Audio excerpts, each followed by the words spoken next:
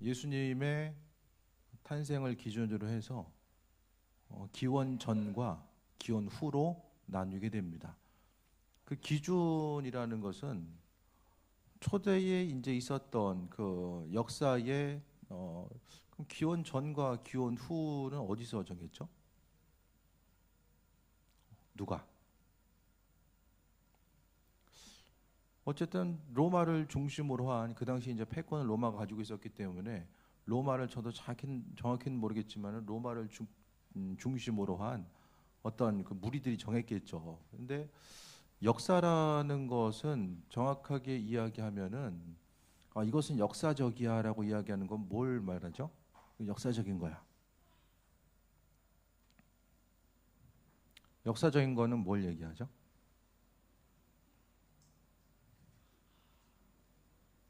사실을 근거로 하죠. 여긴 역사적인 거야. 그러면 그거 가운데서는 실제적으로 일어났던 일을 기준으로 해서 말한다라는 거예요. 그러면은 초창기 그 역사가들 또 권력 공동체 그 기준을 정했었던 그 무리들은 예수님의 탄생 자체를 역사적인 사실로 보았다라는 것입니다.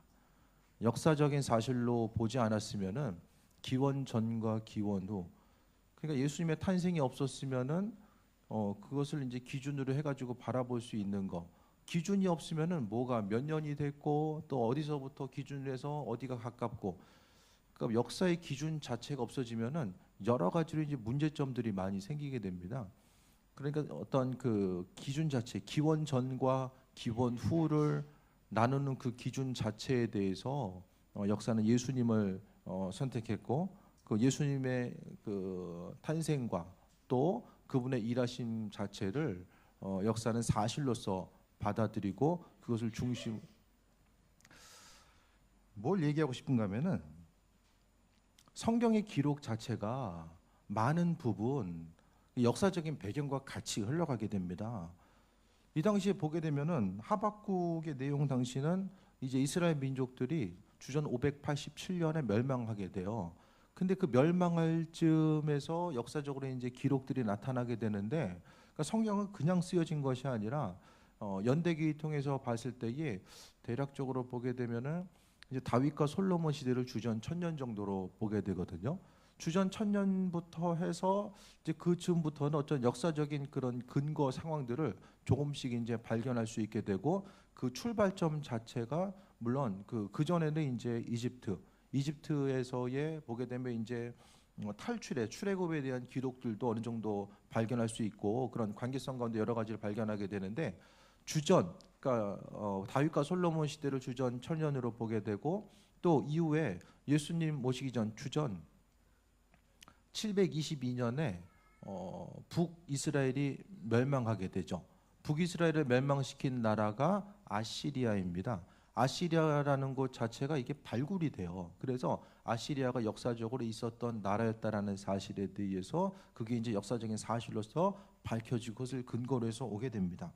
오늘 그 하박국서의 내용도 지금 마찬가지예요. 역사적인 배경 따라서 움직이게 되는데, 이 당시에 세계적으로 중심지는 바로 고대 근동입니다. 우리가 알고 있는 중동 지역, 남쪽으로는 우리가 알고 있는 것처럼 이집트가 있었고 이스라엘을 중심으로 해서 북쪽 자체는 고대 근동의 강대국이었었던 그 아시리아, 그 이후에 바벨론 이후에 어디가 있어요? 페르시아, 그 다음에 마케도니아, 알렉산더 대왕의 마케도니아가 있고, 그 다음에 로마. 계속해서 이제 역사적으로 이어지게 됩니다. 그러니까 지금 서구 문명을 이루고 있는 그 중심지 자체가 다른 어떤 곳이 아니라 고대 근동이에요. 고대 근동을 통해서 그 문화 자체, 그리스 로마 문화를 이제 나중에는 유럽이 받아들이게 됩니다. 유럽은 그리스 로마에 있었던 기독교를 받아들이기 이전에는 상당히 미개한 국가였어요. 근데 기독교가 들어가고 나서 이제 어떤 문화를 이루게 되고 발전을 이루게 됩니다. 그래서 이런 그 역사적인 사건을 생각했을 때에 고대 근동이라는 것은 바로 역사적인 줄기들을 통해 보면 거기가 중심지다.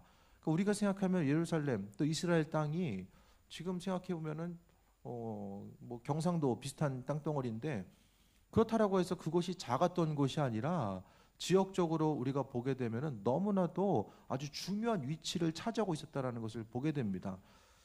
우리나라의 지정학적 위치를 통해서도 보게 되면 중국에서는 우리나라를 먹으려고 했고 일본까지도 내려가야 되니까 일본은 우리나라를 먹고 올라가야 되니까 그러니까 고대 근동의 상황에 비춰봤을 때 일본은 어디냐? 이집트. 그리고 중국은 아시리아나 바벨론. 그렇게 생각하시면 돼요. 그래서 끊임없이 이집트나 이제 그 바벨론 그쪽 아시리아나 계속해서 공격하고자 하는 모습이 있었다라는 거예요. 이런 것들을 배경으로 해서 오늘 하박국서를 보게 되면 어떤 상황이냐면은 이제 잘 들으세요. 북쪽에서 처음에 패권을 차지했던 것이 아시리아입니다. 지금으로 이야기하면은 이라크. 이라크가 먼저 패권을 차지하게 돼요. 그런데 조금 가면 갈수록 이제 이라크는 역사적으로 이제 아시리아는 오래 가지 못합니다. 강경책을 계속 쓰다 보니까 나라가 오래 유지될 수가 없어요. 조금씩 이제 기울어가는 그때의 신흥 바벨론. 바벨론이라고 하면은 이전에 고대 바벨론과 신 바벨론이 있는데 여기서 말하는 건 신 바벨론이에요. 바벨론이 조금씩 이제 패권 국가로서 성장해 나아가는 거예요. 그래서 아시리아 만렵과 그 바벨론 초기에 전쟁이 일어나게 됩니다. 그 전쟁 가운데서 이제 주변 상황을 이집트가 판단을 한 거예요. 이집트가 생각하기에 이거 어떻게 붙어야 되지 생각을 하게 됩니다. 그래서 결정한 것이 이집트는 줄을 어디에 쓰냐면 아시리아에 서게 돼요. 이거 썩어도 준치구나. 아시리아에 줄을 대자 해서 아시리아를 도와주기 위해서 이제 북쪽으로 올라가게 됩니다. 그 올라간다라는 소식을 들은 그때의 이스라엘의 왕은 요시야 왕이에요. 요시야 왕은 종교개혁을 일으키고 하나님의 도우심과 인도하심 가운데 모든 것을 승리하고자 했었던 그리고 신명기 내용에 대해서 다시 한번 발견해서 우상을 타파하고 하나님 말씀대로 살아야 됩니다. 하나님의 도우심대로 우리가 우상을 버리고 하나님 말씀대로 살아가야 됩니다라는 사실을 계속해서 주장했던 것이 바로 요시야 왕이죠. 그 요시야 왕이 순간적으로 판단 미스를 합니다. 그래서 전쟁에 나가서 애굽의 왕 느고를 만나서 전쟁에 나갔다가 거기서 죽어요. 하나님 말씀대로 살아가고 있었던 그 왕이 죽게 됩니다. 그럼 이스라엘 땅에서는 그 남유다죠. 남유다에서는 지금 어떤 일이 일어날까요? 북이스라엘은 멸망하고 이제 남유다 쪽에서는 어떤 일이 일어날까요? 종교개혁을 일으키고 하나님 말씀에 충실하게 살고자 했었던 왕이 갑자기 전쟁에 나가서 죽게 됩니다. 그럼 어떤 상황이 일어났을까요? 남겨진 국가 가운데서는 멘탈의 붕괴가 나타납니다. 쉽게 이야기하면 남유다 상황 가운데서는 하박국 선지자는 선지자라고도 하고 그가 그 레위 지파 출신 어떤 찬양 사역자, 찬양대원 그쯤으로 보기도 해요. 그가 생각하기에 하나님을 향해서 계속해서 질문을 하고 있는 거. 하나님, 우리는 하나님의 백성인데 지금 요시야 왕은 가가지고 심판 가운데 전쟁터 가가지고 가서 죽게 되고 또 바벨론은 계속해서 이제 흥왕하면서 나아가는 그때 하나님의 백성은 계속해서 힘들어하고 믿지 않는 이방 족속들이 흥하는 이것을 우리는 어떻게 바라봐야 됩니까? 계속해서 이제 질문을 하고 나아가는 이런 과정들이 있게 됩니다. 그렇게 하다 보니까 왕이 죽고 또 혼란이 계속되다 보니까 정의가 사라지게 돼요. 선한 것과 악한 것 자체가 이제 분별력을 갖기가 점점 더 힘들어집니다. 하나님의 백성으로서 살아간다라는 것 자체 선지자 하박국 선지자가 보니까 믿지 않는 사람들이 더 흥하고 잘 사는 것 같거든요. 그 모든 것들에 대해서 하박국 선지자는 이야기합니다. 하나님 향해서 질문하는 거죠. 질문하고자 했을 때에 이런 역사적인 상황과 배경 가운데서 하나님은 이 모든 상황들 흥하는 것과 망하는 이 모든 세력 그 가운데서의 중심은 바로 하나님께서 천지 모든 만물을 주관하시고 인도하신다는 것. 하나님께서 하나님의 때가 되었을 때에 바벨론까지라도 하나님께서 사용하셔서 하나님의 방법대로 모든 것을 이루어 가실 것이다라는 이 내용들을 한 가지 한 가지 선포하면서 나아가게 됩니다. 그런 과정 가운데서 하나님의 일하심을 또 이야기하고 선포하는 이런 과정들. 그러니까 하박국서는 이런 혼란의 시기 또 나라가 이제 나중에는 초반에는 남유다도 이제 바벨론 쪽에 줄을 서 가지고 어느 정도 좀 유지가 돼요. 그러다가 나중에 이제는 그 요시야 왕 이후로는 대부분 패역한 왕들이 이제 들어서게 됩니다. 그래서 왕들은 하나님 마음에 합한 자로서의 온전한 삶을 살기보다는 그 반대의 삶, 악하고 또 일반 백성들을 핍박하고 또 어떻게 하면 주를 잘 설 수 있을까, 그것을 생각하면서 살아갔던 그 모습에 대해서 보게 됩니다. 오늘 본문의 말씀은 하박국 선지자 하나님을 향해서 또 그분의 일하심과 인도하심에 대해서 다시 한번 고백하고 있는 내용들을 보겠습니다. 잘 적으세요. 적으셔야 되는 분들 다 잘 적으세요. 16절 보겠습니다. 내가 들었으므로 내 창자가 흔들렸고 그 목소리를 말미암아 내 입술이 떨렸도다.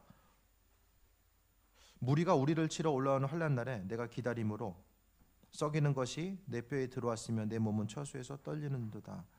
이 상황 가운데서 하나님의 이끄심과 예비하심, 자신이 상태, 그러니까 이거 16절은 하나님의 이끄심과 인도하심, 그 응답에 대해서 받기 이전 상태가 바로 16절이었다라는 거예요. 창자가 흔들리고 입술이 떨리는 상황. 그런 경험 좀 있으셨어요? 이게 극한.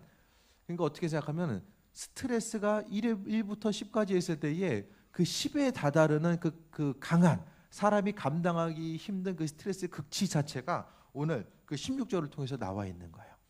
단계별로 계속해서 있는 거. 사람의 마지막의 스트레스가 바로 그 중에 하나가 전쟁이라는 거예요.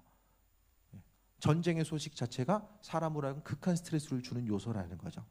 이 말씀 가운데 봤을 때에 하박국 선지자는 이제는 나라가 힘들고 어려운 상황들, 바벨론에 의해서 멸망당할 수밖에 없는 그 절박한 상황 가운데서 이전의 상태 자체가 이랬다라는 거예요.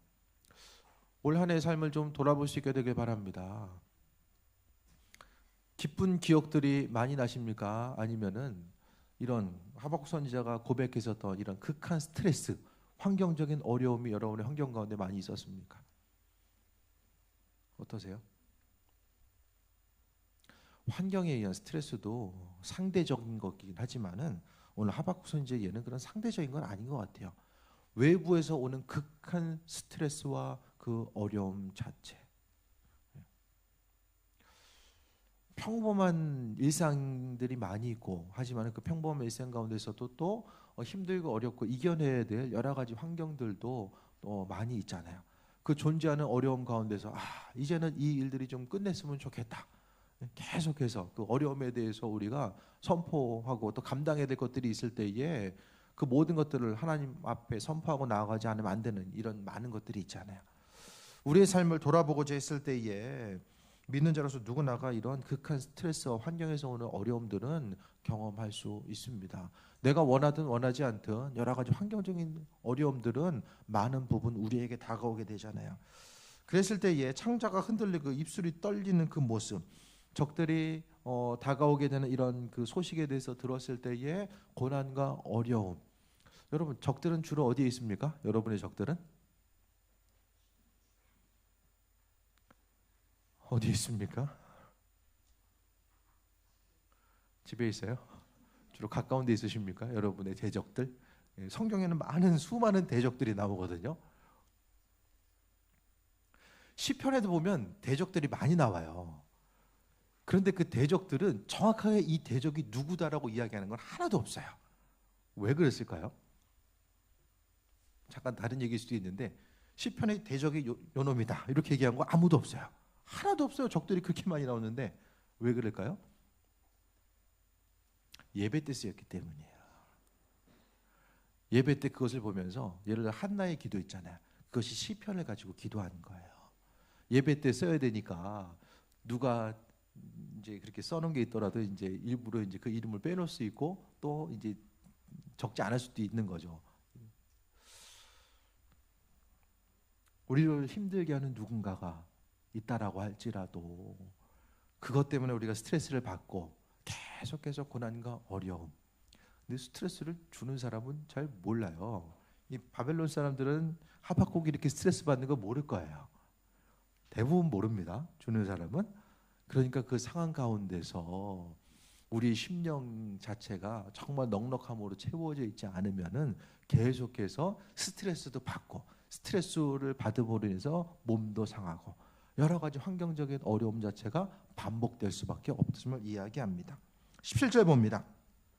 적들이 계속해서 쳐들어오니까 문제들이 생겨요. 17절에 보면은 무화과 나무가 무성하지 못하며 포도나무에 열매가 없으며 감람나무에 소출이 없으며 밭에 먹을 것이 없으며 우리의 양이 없으며 외양간에 소가 없을지라도 17절에 있는 것 자체는 무엇입니까? 아무것도 없죠. 아무것도 없어요. 의지할 것도 아무것도 없고 이게 결국 뭐냐면은 앞으로 살아감에 있어서 환경 자체가 막막한 거예요.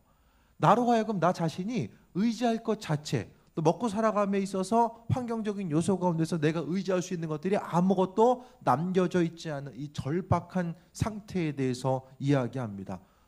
돌아보니까 아무것도 없는 거예요. 그 환경을 통해서 또 기대할 것도 없고 여러 가지 환경들에 대해 아무것도 없는 그 상황 가운데서 놓여 있는 상태. 그러니까 성경이 우리에게 더 의미가 있는 것은 모든 것이 하나님 때문에 기쁘고 즐거운 사람만 있었던 것이 아니라 고난의 순간을 통과했었던 수많은 사람들의 이야기가 성경엔 그대로 기록되어 있습니다. 하나님을 향해서 가지고 있었던 그 마음, 때로 하나님을 향해서 찬양하는 모습도 있었지만은 심령에 있었던 이 고난과 고통의 모습을 계속해서 토로했었던 그 모습, 하나님을 향해서 이야기하는 것, 주님, 내가 가지고 있는 것들이 이제 아무것도 없습니다. 적들의 공격 앞에서 내가 의지할 것도 없고 바라봐야 될 것도 없고 아무것도 없다라는 이 사실을 계속해서 이야기하는 거예요. 여러분의 삶의 여정 가운데서도 마찬가지입니다. 주변을 돌아보고 생각하고 나아가고자 했을 때에 주님, 내가 의지할 수 있는 것들이 아무것도 없습니다라고 이야기할 수밖에 없는 그런 절박한 상황들이 우리의 삶의 여정 가운데 놓여질 수 있다라는 거예요. 하지만 그 가운데 시작했을 때에 환난과 어려움이 있기 때문에 그 어려움으로 인해서 모든 것이 그냥 끝나버리면 그것을 해서 우리가 유익을 얻을 수 있는 것들이 없잖아요. 그러니까 고난의 때는 잊지 말아야 될 것은 고난을 통해서 하나님께서 분명하게 우리로 하여금 발견하길 원하시는 것들이 존재한다는 것입니다. 그 무엇이 내게 원하는 부분, 내가 발견하길 원하는 부분이 무엇일지에 대해서 우리는 바라봐야 돼요. 그런데 하나님은 바로바로 이것은 이것 때문이야라고 말씀하지 아니하시고 우리가 주님을 향해서 질문하고 또 하나님의 선하신 뜻에 대해서 발견하고자 힘쓸 때에 그분은 그분의 뜻을 우리에게 비치시고 인도해 주십니다. 18절 봅니다. 나는 여호와로 말미암아 즐거워하며 나의 구원의 하나님으로 말미암아 기뻐하리로다라고 합니다. 그러면은 16절과 17절, 18절 사이 16절과 17절부터 넘어가는 그 중간 사이에는 어떠한 일들이 있었을까요? 갑자기 창자가 흔들리고 입술이 흔들리는 이 고통이 있었다라고 하는데 하지만은 갑자기 18절, 19절, 그 17절, 18절에는 없다라고 할지라도 내가 없어도 아무것도 없다라고 할지라도 여호와로 말미암아 즐거워하며 기뻐하겠다라는 이 믿음의 고백과 표현이 어떻게 나온 거죠?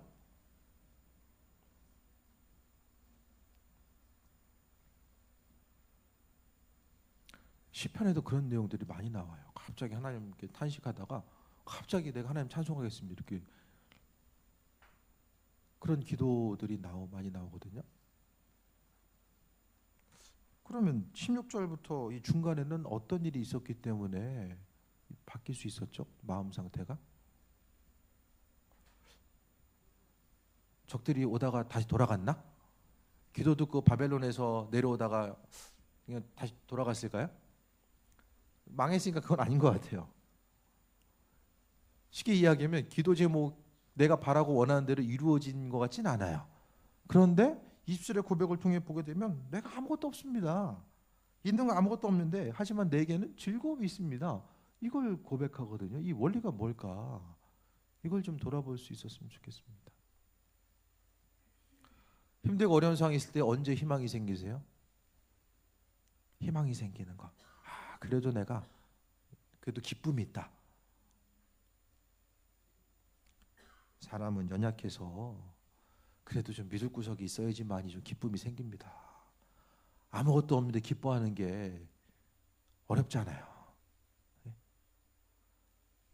가진 것도 없고 의지할 대상도 없는데 그 가운데서 정말로 내가 기뻐합니다. 순간적으로는 그게 될지 모르겠지만 계속해서 기쁜 삶을 살아가는 것 자체가 힘들어요. 하박국 선지자는 눈에 보이는 그 환경과 모양새를 보니까 하나님 보시기에 합한 그 요시야 왕, 그는 죽고 그 이후의 삶을 통해서 봤을 때 여러 가지 환난과 어려움의 모습, 사회의 정의와 공의가 무너지게 되고 하나님은 말씀하셨는데 그 말씀 자체가 이루어지지 않는 그 여러 가지 환난과 어려움의 때를 살아가면서 공의가 무너진 세상적인 질서도 무너지고 공의도 무너진 이 세상 가운데서 하나님을 향해서 탄식하고 하나님을 향해서 이런 것들 어떻게 되는 것입니까? 물어보다가 눈에 보이는 환경 가운데 어려움이 있었지만은 또 갑자기 하나님을 향해서 아무것도 없어도 나는 즐거움이 있습니다. 이것에 대해서 고백하는 것 자체, 왜 이렇게 고백할 수 있었을까? 그것 자체는 18절에 보면은 여호와로 말미암아 즐거워한다. 하나님께서 하박국 선지자에게 이야기하신 것은 세상 모든 것을 주관하고 역사하시는 분은 바로 하나님 자신이라는 것을 바로 이야기해 줬어요. 그러니까 눈에 보이는 환경적인 것들에 대해서 한 가지 하나님으로부터 응답을 받고 이것은 이것 때문이야. 요시아가 죽은 건 이것 때문이고 바벨론이 내려오는 건 이것 때문이고 공의가 무너진 건 이것 때문이야.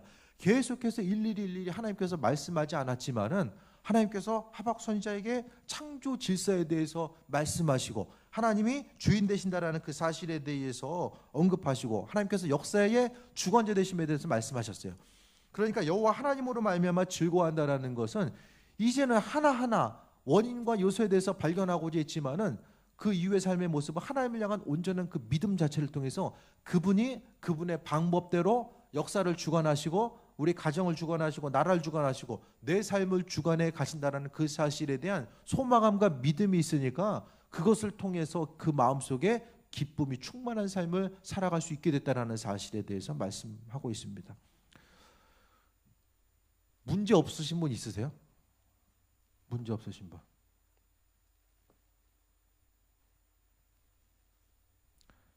인생이 정말 행복해서 내년에도 올해만 같았으면 좋겠다.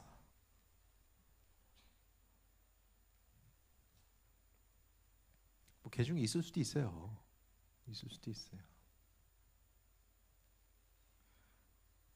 문제가 찾으면 너무 많아요. 문제들을 해결해야 되고 정말 큰 문제는 또 다른 문제가 또 있다라는 거예요. 문제가 종량제가 돼가지고 이거 딱 인생 가운데 이 정도 해결하면 이제 그 다음부터는 다 끝이다. 신앙생활 할 때도 그런 생각 많이 하거든요. 내가 지금 문제가 있지만 어느 순간 되면 내 인생에 벼틀 날이 있어서 그때부터는 문제 없이 모든 것이 평안할 거야. 여러 가지 문제들이 있어요. 그 문제들 어떻게 하실 거예요? 있는데 없는 척하면서 살아요? 그게 가능합니까? 문제 있는데 뭐 없는 것처럼 이거 별 문제 아니야. 그게 잘 돼요? 문제는 대부분 해결해야 되는 거잖아요. 뭐 해결해도 되고 안 해도 되면 그게 무슨 문제예요? 아무것도 아니죠. 그냥 지나가는 거죠. 문제는 해결해야만 합니다. 근데 문제를 해결해야 되는데 인생이 힘든 것은 해결할 능력이 없네? 그럼 어떻게 해야 돼요? 오늘 하박국 선지자가 이거 해결할 능력이 있어요? 없어요. 그럼 마음을 바꾼 거예요. 하나님 음성을 듣고 스스로 자가 발전해서 이걸 마음을 바꾼 것이 아니라 하나님께 나와서 물어봤어요. 기도의 자리에 가서 물어보고 하나님으로부터 응답을 받고 그것을 통해서 역사의 주관자 되시는 분이 하나님 되심에 대해 선포하고 모든 문제는 그분께서 해결하시는구나. 그분 장중 안에 있구나. 그러니까 하박국 선지자가 생각한 것은 내가 해결해야 될 것과 하나님이 행하셔야 될 일들이 무엇인지를 바로 깨달아 알고 그것을 통해서 주님께 나아가는 그 믿음의 소유자가 되다라는 거죠. 그래서 나는 여호와로 말미암아 즐거워하며 하나님께서 지금 하박국 선지자에게 어떤 일을 해주셨기 때문에 여호와로 말미암아 즐거워한다라는 것이 아니라 그분께서 주인 되셔서 행하실 것에 대한 기대함과 소망감이 있기 때문에 미리 기쁘고 즐거워하는 그 온전한 삶을 살아가게 되었음에 대해서 고백하고 있습니다. 그리고 나의 구원의 하나님으로 말미암아 기뻐하리로다. 구원의 하나님, 지금 하나님께서 구원해 주셨어요? 이미 하나님께서 행하셨던 일들도 있지만 하나님을 향한 믿음 자체는 그분께서 이루셨던 것 있지만 앞으로 이루실 것에 대한 기대함과 소망함, 온전한 믿음이라는 것은 앞으로 행하실 것에 대한 그 소망함과 기대함이 우리로 하여금 그 귀한 믿음을 가지고 살아갈 수 있게끔 만들어줍니다. 구원의 하나님 여호와로 말미암아 즐거워하고 구원의 하나님으로 말미암아 기뻐하리로다. 믿음은 그냥 생기는 게 아니라 기도의 자리로 나아가서 주님 주시는 세밀한 음성에 귀를 기울이고 그것을 통해서 우리 믿음이 성장하게 됩니다. 기도하지 않으면 믿음 성장하기가 힘들어요. 물론 하나님께서 뭐 강권적인 방법으로 믿음 주시기 위해서 일하시는 부분도 분명히 있지만은 대부분의 경우에 있어서는 묻는 신앙, 각각의 처소에서 물어보는 신앙이 안 되면은 믿음 성장하기가 힘듭니다. 19절에 주 여호와는 나의 힘이시라 나의 발을 사슴과 같이 하사 나의 발이 나를 높은 곳으로 다니게 하시리로다. 가끔 TV에서 보면은 뭐 실제적으로 사슴 볼 일은 많지 않잖아요. TV에서 보면 이게 사슴 움직이는 거 보면 어때요? 가벼워 보이잖아요. 사슴이 높은 곳도 잘 올라가잖아요. 산양 같은 거, 뭐 그런 종류의 짐승들. 사슴의 특징은 그러면 가벼워 보인다. 뚱뚱한 사슴은 본 적이 없어요. 그렇죠? 날씬한 사슴들 가벼워 보여요. 그래서 지금 사슴을 이야기하는 것은 높은 곳으로 다니게 하신다. 가볍게 높은 곳으로 다니게 하신다. 이게 좀 상징적인 표현이지만은 짐을 털어놓고 나니까 가벼운 거예요. 교회 와서는 좀 짐을 내려놓고 가시기 바랍니다. 그래서 뭐 저한테 다 주고 가시라는 게 아니라 내려놓고 갔다가 와서 또 기도하시고, 네? 그거 하시라는 거예요. 계속 짊어지고 계속 다니면 힘들잖아요. 네? 말씀을 통해서 주님이 분명히 하신다라고 하셨는데 성경에 있는 사람들은 아무 문제가 없어가지고 날마다 기쁘고 평안함 가운데 눌러들라 하나님께 노래 부르던 사람들이 아니잖아요. 정말 하나님을 찬양했던 사람들, 깊은 곳에서부터 찬양했던 사람들은 이 고난의 문제를 하나님께 내려놓고 그분께서 행하실 것과 기대함을 가지고 나갔던 사람들입니다. 그래서 오늘 하박국 선지자와 같이 저기 쳐들어오든 뭐 어떻게 하든 식물이 있든 없든 외양간에 소가 있든 없든 그게 중요한 게 아니라 이제는 그게 좀 중요했던 것 같아요. 이거 얘기하는 거 보니까 좀 가진 게 좀 있었던 것 같아요. 그런데 이후의 삶을 통해서 바라보니까 이제는 되게 별로 중요하지 않습니다. 이전에 이거 아니면 안 됐었는데 다음에 보니까 이게 별로 중요하지 않는 거예요. 대부분의 문제는 여러분이 중요하다라고 여기는 그것으로부터 출발합니다. 하박국 선지자 나라 민족을 중요하게 여겼고 어떻게 생각하면 자신이 가지고 있던 것도 중요하게 여겼던 것 같아요. 많은 문제는 여러분이 무가치하게 생각하는 것들은 별로 문제가 안 됩니다. 아십니까? 네? 축구 경기도 마찬가지잖아요. 박항서 집사님이에요. 박 집사님. 베트남에서 축구하는 거 그것 때문에 열 올리는 사람들. 베트남 사람들은 난리 났잖아요. 근데 축구 안 좋아하는 사람들은 별로 뭐 축구가 이기나 지나 말레이시아 사람들은 좀 열받아서 했겠지만 중요하게 여기지 않는 사람은 아무 상관이 없는 거예요. 문제의 근원 여러분이 중요하게 여기는 그것이 내가 원하는 대로 이루어지지 않음을 통해서 많은 문제들로서 계속하게 다가옵니다. 주님의 은혜 가운데 예수님 뭐 채우고 버리다 보면 이제는 문제거리 찾는 게 더 문제의 것으로 다가올 때도 분명히 있다라는 거예요. 예수님 아니면 문제 아닌 게 어디 있어요? 힘들고 어렵지 않은 것들이 어디 있습니까? 오늘 말씀 잘 기억하시고 오늘 하루 또 올 한 해를 가져왔었던 그 수많은 짐들을 그대로 짊어지고 송구영실을 기점으로 해서 내년 1월 1일을 통해서 또 그 짐 가지고 또 열심히 또 뛰어갈 것인가? 네? 숨차게 아니면 주님 앞에 내려놓고 중요한 것과 중요하지 않는 것 또 주님께서 모든 문제는 많지만 만능 열쇠 내가 주님께 집중하다 보면 그분께서 행하실 것들을 알아서 정리하시고 모든 것을 일하신다는 기대함과 소망을 가지고 나갈 것인가 거기에 있습니다. 육신의 건강의 문제 또 사업의 문제 또 자녀의 문제 여러 가지 환난의 어려움들이 다가올 수 있어요. 한 가지만 기억하시기 바랍니다. 내 삶의 주인이 누구인가 주인께서 내게 지금 무엇을 원하시고 말씀하시는가 그 부분만 정리되면 주인께서 그 일들을 행하십니다.